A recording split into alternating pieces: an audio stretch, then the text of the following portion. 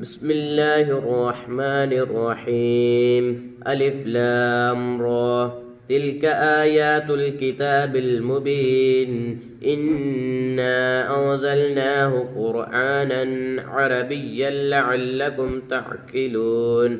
نحن نقص عليك أحسن القصص بما أوحينا إليك هذا القرآن وإن كنت من قبله لمن الغافلين. إذ قال يوسف لأبيه يا أبت إني رأيت 11 كوكبا والشمس والقمر رأيتهم لي ساجدين.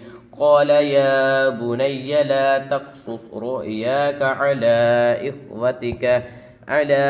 إخوتك فيكيدوا لك كيدا إن الشيطان